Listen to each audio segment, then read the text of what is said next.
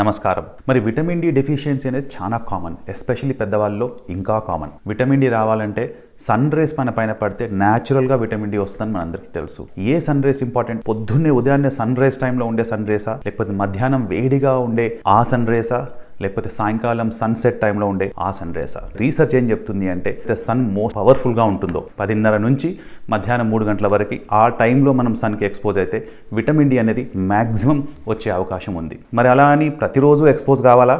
అవసరం లేదు.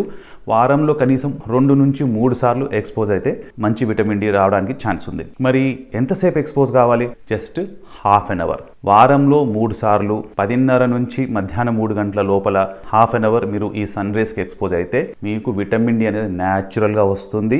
డెఫిషియన్సీ రావడానికి ఛాన్సే లేదు. ఇలాంటి విషయాలు మీకు ఇంకా తెలుసుకోవాలని ఉంటే సబ్స్క్రైబ్ చేయండి, లైక్ చేయండి, కమెంట్స్ చేయండి. నమస్కారం. మీ డాక్టర్ చక్రి.